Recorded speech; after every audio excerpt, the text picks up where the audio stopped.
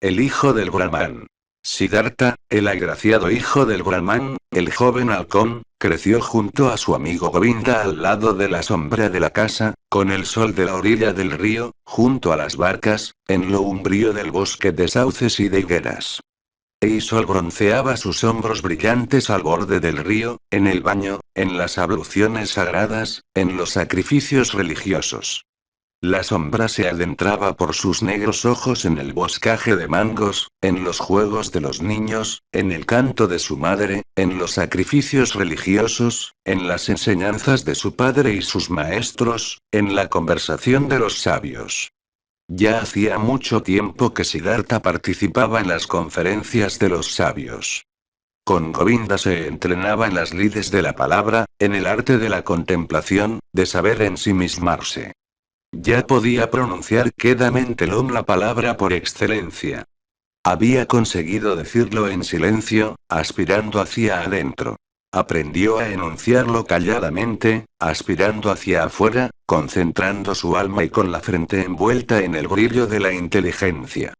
Ya sabía entender el interior de su Aman indestructible en el mundo material. La alegría invadía el corazón de su padre al ver al hijo inteligente, con deseos de saber. Observaba cómo crecía en Siddhartha un gran sabio y sacerdote, un príncipe entre los brahmanes. Una deliciosa sensación llenaba el pecho de su madre cuando le veía andar, sentarse y levantarse. Siddhartha el fuerte, el hermoso, el que caminaba sobre piernas delgadas, el que saludaba con perfectos modales. El corazón de las hijas de los brahmanes rebosaba amor cuando Siddhartha paseaba por las callejuelas de la ciudad con la frente iluminada, con mirada real, con caderas estrechas. Pero Govinda era el que más amaba a Siddhartha, su amigo, el hijo del Brahman. Sentía afecto por la mirada de Siddhartha y por su cálida voz. Gustaba de su manera de andar y de sus armoniosos movimientos. Apreciaba todo lo que Siddhartha hacía y decía. Pero lo que veneraban más era su inteligencia, sus altos pensamientos ardientes, su férrea voluntad y su vocación sublime. Govinda lo presentía: este no será un brahman corriente, ni un oscuro funcionario de los sacrificios, ni un ávido comerciante de fórmulas mágicas, ni tampoco un orador vano y vacío, o un sacerdote malicioso. Sin embargo, tampoco será una mansa y estúpida oveja entre la masa del rebaño. No, y tampoco él, Govinda, quería ser así, un brahman como hay 10.000. Quería seguir a Siddhartha, el amado, el maravilloso. Y si Siddhartha un día se convertía en Dios, si un día entraba en el imperio de la luz, Govinda le seguiría entonces, como su amigo, su acompañante, su criado, su escudero, su sombra. Todos querían así a Siddhartha. A todos daba alegría y gozo. No obstante, el propio Siddhartha no sentía alegría ni gozo de sí mismo.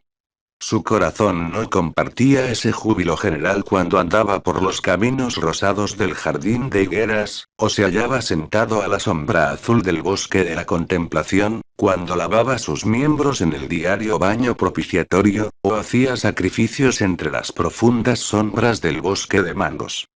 Incesantemente se le aparecían sueños y pensamientos en que veía la corriente del río, el brillo de las estrellas nocturnas, el resplandor del sol. El ánimo se le intranquilizaba con pesadillas salidas del humo de los sacrificios, de los versos del Rig Veda, de las doctrinas de los viejos brahmanes. Siddhartha había empezado a alimentar el descontento en su interior. Comenzó por comprender que el amor de su padre, el cariño de su madre, y también el afecto de su amigo, Govinda, no le harían feliz para toda la vida. No le satisfacía ni le bastaba.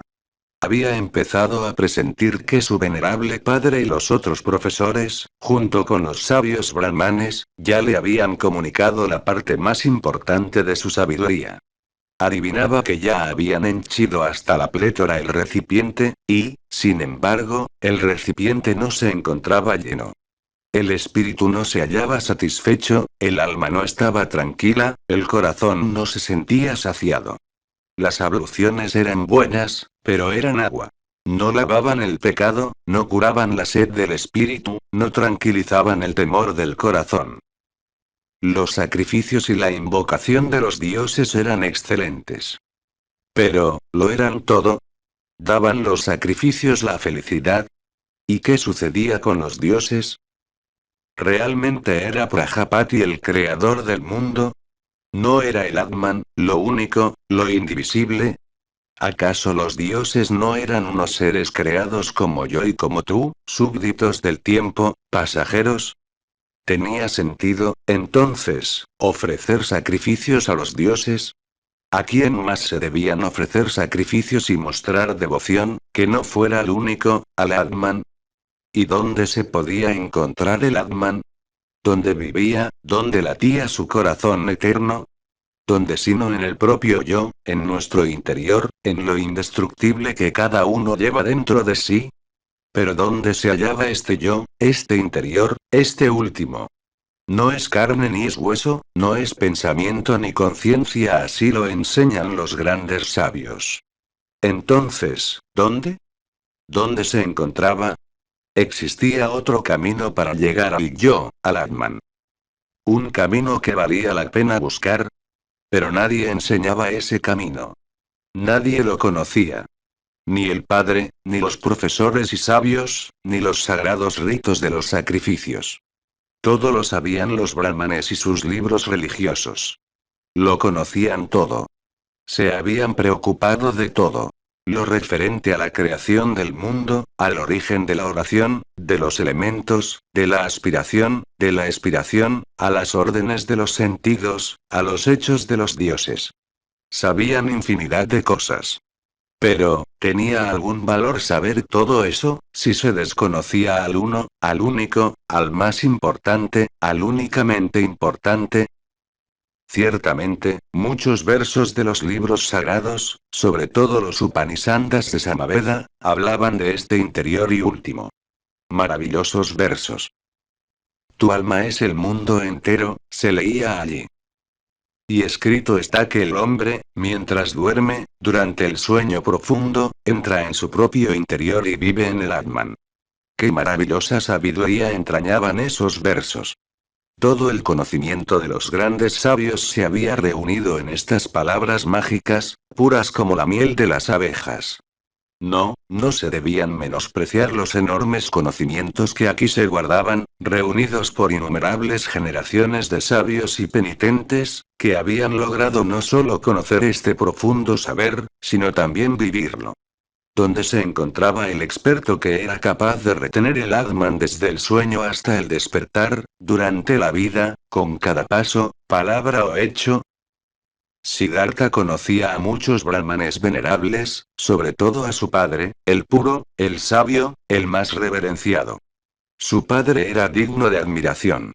Su comportamiento resultaba sosegado y noble, su vida era pura, su palabra sabia, los pensamientos de su frente delicados y aristocráticos. Pero él, que sabía tanto, vivía en la bienaventuranza, tenía la paz. ¿Acaso no era también uno de los que buscan siempre, sedientos? No necesitaba beber continuamente en las fuentes sagradas, en los sacrificios, en los libros, en los diálogos con los brahmanes. Porque él, que era irreprochable, tenía que lavar diariamente sus pecados, esforzarse cada día en la purificación, repetirla cotidianamente. No estaba el Atman en él, no fluía la primera fuente de su propio corazón. Esa primera fuente tenía que encontrarse en el propio yo. Era necesario poseerla. Todo lo restante era una simple búsqueda, un rodeo, un desvarío. Tales eran los pensamientos de Siddhartha. Esa era su sed, su sufrimiento. A menudo pronunciaba las palabras de un Chandogya Upanishad. Quizás el nombre del Brahman sea Satyam. Quien lo sabe con certeza entra diariamente en el mundo celestial. Siddhartha parecía estar a menudo cerca del mundo celeste, pero nunca lo había alcanzado completamente, jamás había saciado la última sed. Tampoco ninguno de todos los más sabios que Siddhartha conociera, y de cuyas enseñanzas disfrutó, había conseguido ese mundo celestial que apaga la sed eterna para siempre. Govinda, dijo Siddhartha a su amigo, Govinda, ven conmigo a la higuera de los Vanianos. Tenemos que practicar el arte de la meditación. Se fueron a la higuera de los Vanianos. Se sentaron. Aquí Siddhartha y 20 pasos más allá Govinda. Acomodado y dispuesto a decir el Om, Siddhartha repitió el verso murmurando. Om es el arco, la flecha, es el alma, la meta de la flecha es el Brahman, al que sin cesar se debe alcanzar. Cuando había pasado el tiempo acostumbrado para el ejercicio del arte de ensimismarse, Govinda se levantó. Se había hecho tarde. Ya era la hora de efectuar la ablución de la noche. Llamó a Siddhartha por su nombre. Siddhartha no contestó. Siddhartha se hallaba sentado, con la mirada fija en una meta lejana, con la punta de la lengua saliendo un poco entre los dientes. Parecía que no respiraba. Así sentado, logrado el arte de ensimismarse, pensaba en el Om, enviaba su alma como una flecha hacia el Brahman. Un día, por la ciudad de Siddhartha pasaron unos samanas, ascetas peregrinos. Eran 3 hombres enjutos y apagados, ni viejos ni jóvenes, con hombros ensangrentados y llenos de polvo, casi desnudos, quemados por el sol, rodeados de soledad, forasteros y enemigos del mundo, extraños y flacos chacales en un reino de hombres. Tras ellos venía un ardiente hálito de silenciosa pasión, de servicio destructivo, de despersonalización implacable. Por la noche, después de la hora de la contemplación, Siddhartha declaró a Govinda. Mañana de madrugada, amigo, Siddhartha irá con los samanas. Será un nuevo samana. Govinda palideció al oír tales palabras y al leer en la cara inmóvil de su amigo aquella decisión imposible de desviar, como la flecha disparada por el arco. De pronto, y con la primera mirada, Govinda se dio cuenta: esto es solo el principio. Ahora Siddhartha iniciará su camino, ahora empieza a despertar su destino. Y con el suyo, también el mío. Y se tomó lívido como la piel seca de un plátano. Siddhartha invocó, ¿te lo permitirá tu padre? Siddhartha le observó como uno que empieza a despertarse. Raudo como una flecha leyó en el alma de Govinda, adivinó el miedo, advirtió la sumisión. Govinda afirmó en voz baja, no debemos malgastar palabras. Mañana de madrugada empezaré la vida de los samanas. No se hable más. Siddhartha entró en la habitación donde se encontraba su padre sentado encima de una estera de maguey. Se colocó tras él y aguardó hasta que se diera cuenta de que alguien se hallaba a sus espaldas. El Brahman preguntó. ¿Eres tú, Siddhartha? Pues manifiesta lo que has venido a decirme. Empezó Siddhartha. Con tu permiso, padre. He venido a comunicarte que deseo abandonar mañana tu casa para irme con los ascetas. Mi deseo es convertirme en un samana. Espero que mi padre no se oponga. El Brahman quedó en silencio y permaneció así tanto tiempo que, por la pequeña ventana, pasaron las estrellas y cambiaron su figura antes de que se rompiera el silencio de aquella habitación. Callado y sin moverse se hallaba el hijo, con los brazos cruzados. Callado y sin moverse el padre seguía sentado sobre la estera. Y las estrellas pasaban por el cielo. Entonces declaró el padre.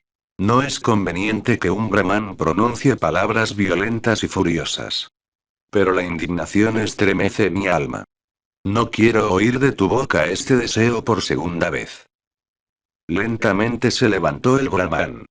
Siddhartha continuaba callado, con los brazos cruzados. ¿Qué esperas? Preguntó el padre. Siddhartha contestó. Tú ya sabes. Buscó su cama y se tendió en ella lleno de ira. Después de una hora, el sueño no había conseguido cerrarle los ojos, se levantó el brahman, paseó de un lado a otro y por fin salió de la casa. A través de la pequeña ventana de la habitación miró hacia el interior y vio a Siddhartha en el mismo sitio, con los brazos cruzados. Pálido, con su clara túnica reluciente. El padre regresó a su lecho con el corazón intranquilo. Después de una hora sin conseguir conciliar el sueño, se levantó otra vez, paseó de un lado a otro, salió de la casa y observó que la luna había salido. A través de la ventana de la alcoba contempló el interior. Y allí se encontraba Siddhartha sin haberse movido, con los brazos cruzados, con la luz de la luna reflejándose en sus desnudas piernas. Con el corazón abrumado, regresó a su cama. Y volvió después de una hora, de 2 horas. Miró a través de la pequeña ventana y vio a Siddhartha a la luz de la luna, de las estrellas, en la oscuridad. Y lo repitió a cada hora, en silencio. Miraba hacia la alcoba y veía que Siddhartha no se movía. Su corazón se llenó de ira, se colmó de intranquilidad, se saturó de miedo, se nutrió de pena. Y en la última hora de la noche, antes de que empezara el día, regresó. Entró en el cuarto y observó al joven, que le pareció más alto, como un extraño. Siddhartha invocó, ¿qué esperas? Tú ya sabes. Te quedarás siempre así y aguardarás hasta que se haga de día, hasta el mediodía, hasta la noche. Me quedaré así y esperaré. Te cansarás, Siddhartha. Me cansaré. Te dormirás, Siddhartha. No me dormiré. Te morirás, Siddhartha. Me moriré, ¿y prefieres morir antes que obedecer a tu padre? Siddhartha siempre ha obedecido a su padre. Así pues, ¿deseas abandonar tu idea? Siddhartha hará lo que su padre le diga. La primera luz del día entró en la habitación. El Brahman vio que las rodillas de Siddhartha temblaban. Sin embargo, en el rostro de su hijo no vio ninguna duda, sus ojos miraban hacia muy lejos. Entonces el padre se dio cuenta de que Siddhartha ya desde ahora no se hallaba a su lado, en su tierra. Ahora ya le había abandonado. El padre tocó el hombro de Siddhartha. Irás al bosque, dijo, y serás un samana. Si encuentras la bienaventuranza en el bosque, regresa y enséñamela. Si hallas el desengaño, vuelve y de nuevo sacrificaremos juntos ante los dioses. Ahora ve, besa a tu madre y dile a dónde vas. Ya es mi hora de ir al río, a efectuar la primera ablución. Retiró la mano del hombro de su hijo y salió. Siddhartha vaciló en el momento en que intentó andar. Dominó sus miembros, se inclinó ante su padre y se dirigió hacia su madre para obrar tal como le había pedido el progenitor. Con la primera luz del día, Siddhartha abandonó lentamente la silenciosa ciudad, con las piernas entumecidas aún. En la última choza apareció una sombra que se había escondido allí, y que se unió al peregrino era Govinda. ¿Has venido?, declaró Siddhartha, sonriente. He venido, respondió Govinda.